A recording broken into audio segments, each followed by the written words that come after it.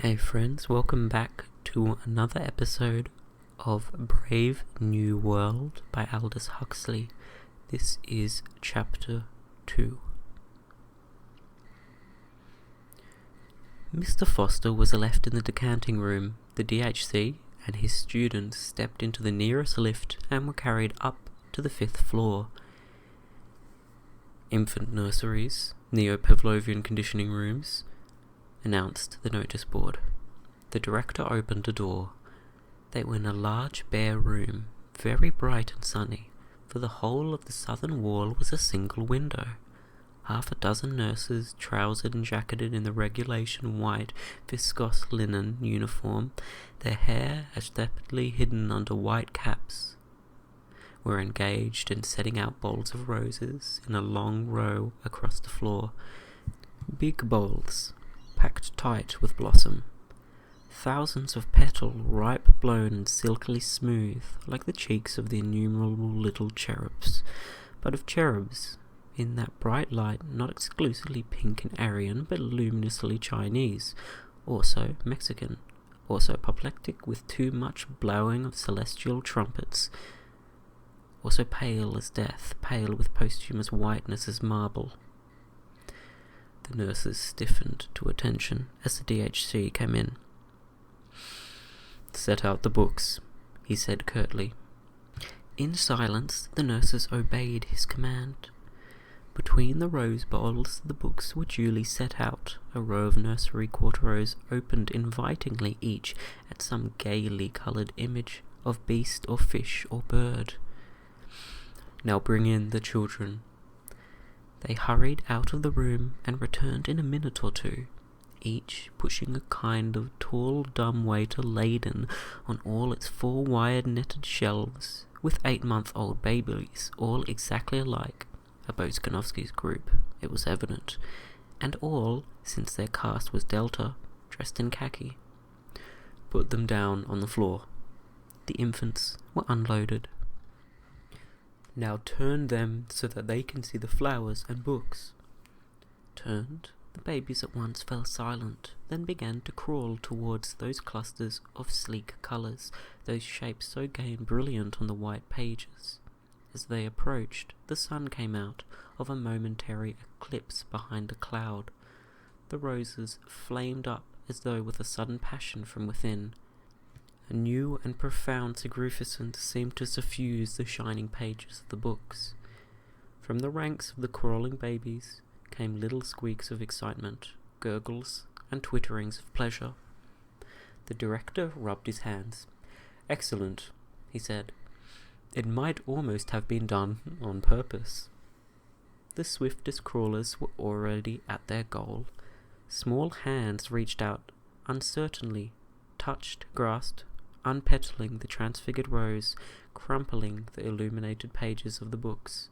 The director waited until they were all happily busy, then, "Watch carefully," he said, and, lifting his hand, he gave the signal.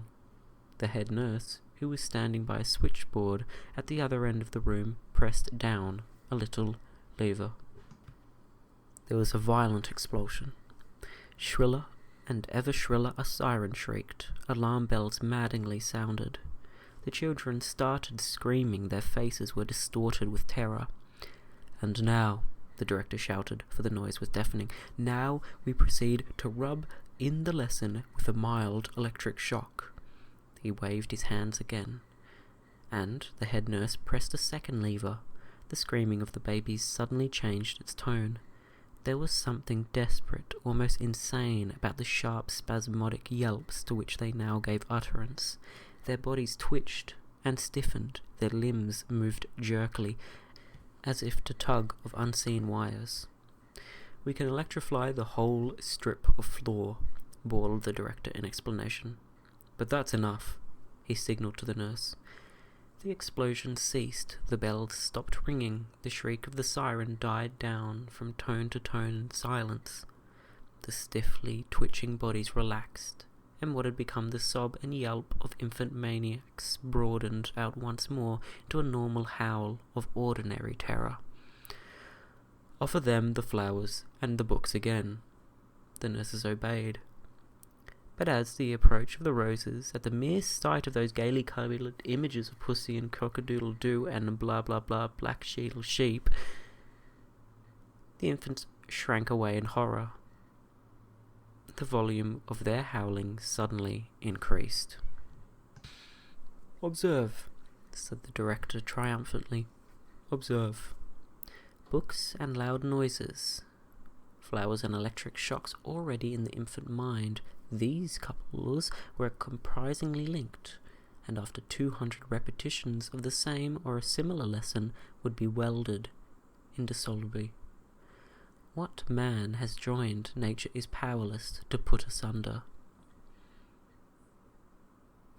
They'll grow up with what the psychologists used to call an instinctive hatred of books and flowers.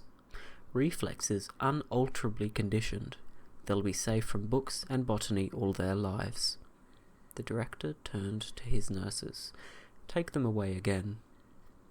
Still yelling, the khaki babies were loaded onto their dumbwaiters and wheeled out, leaving behind them the smell of sour milk and most welcome silence. One of the students held up his hand, and though he could see quite well why you couldn't have lower caste people wasting the community's time over books, and that there were always risks of them reading something which might undesirably decondition one of those reflexes, yet, well, he couldn't understand about the flowers. Why you go to the trouble of making it psychologically impossible for deltas to like flowers? Patiently, the DHC complained. If the children were made to scream at the sight of a rose, that was on grounds of high economic policy.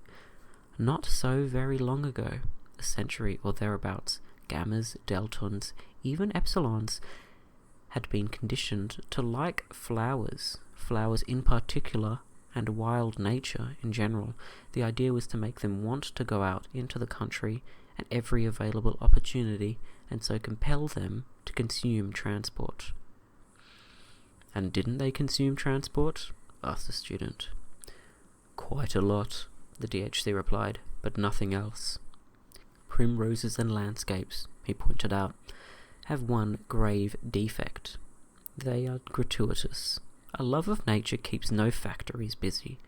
It was decided to abolish the love of nature, at any rate among the lower classes, to abolish the love of nature, but not the tendency to consume transport. For of course it was essential that they should keep on going to the country, even though they hated it.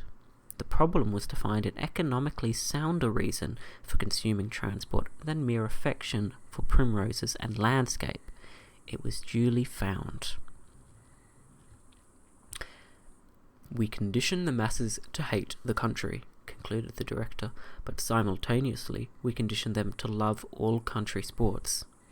At the same time, we see it to that all country sports shall entail the use of elaborate apparatus, so that they consume manufactured articles as well as transport, hence those electric shocks." "I see," said the student, and was silence, lost in admiration. There was a silence. Then, clearing his throat, "Once upon a time," the director began, "while our Ford was still on Earth, there was a little boy called Reuben Ranovich. Reuben was the child of Polish-speaking parents." The director interrupted himself. "You know what Polish is, I suppose? A dead language, like French and German," added another student, officiously showing off his learning. "And parent?" questioned the DHC. There was an uneasy silence. Several of the boys blushed. They had not yet learned to draw this significant but often very fine distinction between smut and pure science. One, at last, had the courage to raise a hand. "Human beings used to be—" He hesitated. The blood rushed to his cheeks. "Well, they used to be viviparous." "Quite right," the director nodded approvingly. "And when the babies were decanted—" "Born," came the correction. "Well, when the parents, I mean not the babies, of course, the other ones, The poor boy was overwhelmed with confusion. In brief, the director summed up, the parents were the father and the mother. The smut that was really science fell with a crash into the boy's avoiding silence. Mother, he repeated loudly, rubbing in the sentence, and leaning back in his chair.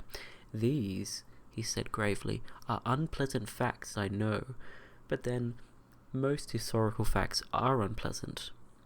He returned to little Reuben, in whose room one evening, by an oversight, his father and mother, crash, happened to leave the radio turned on. For you must remember that in those days of gross viviparous reproduction, children were always brought up by their parents and not in state conditioning centres. While the child was asleep, a broadcast program from London suddenly started to come through, and the next morning, to the astonishment of his crash, the more daring of the boys ventured to grin at one another. Little Reuben woke up repeating word for word a long lecture by that curious old writer, one of the very few whose works have been permitted to come down to us, George Bernard Shaw, who was speaking, according to a well-authenticated tradition, about his own genius.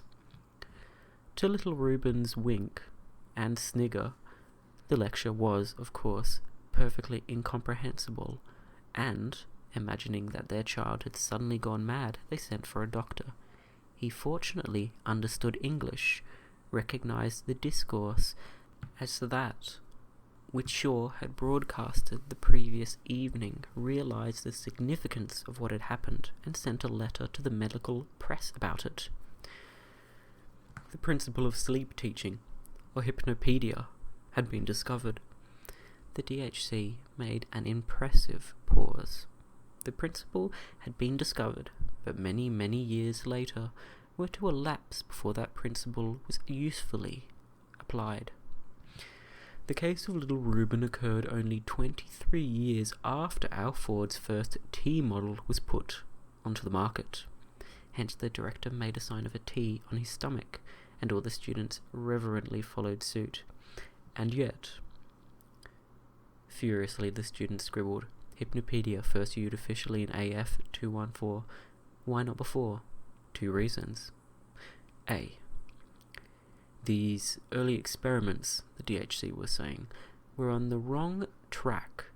They thought that Hypnopedia could be made an instrument of intellectual education. A small boy asleep on his right side, the right arm stuck out, the right hand hanging limp over the edge of the bed. Through a round grating in the side of a box, a voice speaking softly. The Nile is the longest river in Africa and the second in length of all the rivers of the globe, although falling short of the length of the Mississippi, Missouri. The Nile is at the head of all rivers as regards the length of its basin, which extends through 35 degrees of latitude. At breakfast the next morning, Tommy, someone says, do you know which is the longest river in Africa? A shaking of the head. But don't you remember something that begins, the Nile is the longest river in Africa, and the second in the length of all the rivers of the globe. The words come rushing out, although falling short of. Well now, which is the longest river in Africa? The eyes are blank. I don't know. But the Nile, Tommy. The Nile is the longest river in Africa, and second. Then which is the longest, Tommy? Tommy bursts into tears. I don't know, he howls. That howl, the director made it plain, discouraged the earliest investigators. The experiments were abandoned. No further attempt was made to teach children the length of the Nile in their sleep. Quite rightly, you can't learn a science unless you know what it's all about. Whereas, if they'd only started on moral education, said the director, leading the way towards the door, the students followed him, desperately scribbling as they walked out all the way up the lift. Moral education, which ought never in any circumstances to be rational. Silence! Silence! Whispered a loudspeaker as they stepped out of the 14th floor. And silence! Silence! The trumpet mouths indefatigably repeating at intervals down each corridor. The students, and even the director himself, rose automatically to the tips of their toes. They were alphas, of course, but even alphas have been well conditioned. Silence! Silence! All of the air of the 14th floor was sibilant with a categorical imperative. 50 yards of tiptoeing brought them to a door which the director cautiously opened. They stepped over the threshold into the twilight of a shuttered dormitory. 80 cots stood in a row against the wall. There was a sound of light, regular breathing, and a continuous murmur, as of very faint voices remotely whispering. A nurse rose as they entered and came to attention before the director. "What's the lesson this afternoon?" he asked. "We have elementary sex for the first 40 minutes, she said, "but now it's switched over to elementary class consciousness." The director walked slowly down the long line of cots, rosy and relaxed with sleep. 80 little boys and girls lay softly breathing. There was a whisper under every pillow. The DHC halted and, bending over one of the little beds, listened attentively. "Elementary class consciousness, did you say? Let's have it repeated a little louder by the trumpet." At the end of the room, a loudspeaker projected from the wall. The director walked up to it and pressed a switch. "All wear green," she said, a soft but distinct voice beginning in the middle of a sentence, and "Delta children wear khaki." "Oh no, I don't want to play with Delta children." "And Epsilons are still worse. They're too stupid to be able to read or write. Besides, they wear black, which is such a beastly colour. I'm glad I'm a beta." There was a pause. Then the voice began again. "Alpha children wear grey. They work harder than we do, because they're so frightfully clever. I'm really awfully glad I'm a beta, because I don't work so hard. And then, we are much better than the gammas and deltas. The gammas are stupid. They all wear green, and delta children wear khaki. Oh no, I don't want to play with delta children. And epsilons are still worse. They're too stupid to be able." The director pushed back the switch. The voice was silent. Only its thin ghost continued to mutter from beneath the 80 pillows. "They'll have that repeated 40 or 50 times more before they wake. Then again on Thursday, and again on Saturday, 123 times a week for 30 months. After which, they go on to move toward more advanced lesson. Roses and electric shocks, the khaki of deltas, and a whiff of a saffetida wedded indissolubly before the child can speak. But wordless conditioning is crude and wholesale, cannot bring home the finer distinctions, cannot incalculate the more complex courses of behaviour. For that there must be words, but words without reason. In brief, Hypnopedia. The great moralizing and socializing force of all time. The students took it down in their little books, straight from the horse's mouth. Once more the director touched the switch. "So frightfully clever," the soft, insinuating, indefatigable voice was saying. "I'm really awful glad I'm a beta, because..." Not so much like drops of water, though water, it is true, can wear holes in the hardest granite. Rather, drops of liquid sealing wax, drops that adhere, encrust, incorporate themselves with what they fall on, till finally the rock is all one scarlet blob. till at last the children's mind is these suggestions, and the sum of the suggestions is the child's mind. And not only the child's mind, the adult's mind too, all his life long, the mind that judges and desires and decides, made up of these suggestions, but all these suggestions are our suggestions. The director almost shouted in triumph. Suggestions from the state. He banged the nearest table. It therefore follows. A noise made him turn around. "Oh, Ford," he said in another tone. "I've gone and woken up the children." Okay, friends, that's the end of the second chapter of Brave New World by Aldous Huxley. I hope you're enjoying it. I hope you can find it interesting or even possibly relaxing. It is quite an involving story, so I'm not completely sure if you'll fall asleep, but at least you can have a pause and a stop and a rest and a pause from your day and a respite from your experiences and a reprieve from your tasks. I hope you have an amazing day and life. Thank you for listening, and good night.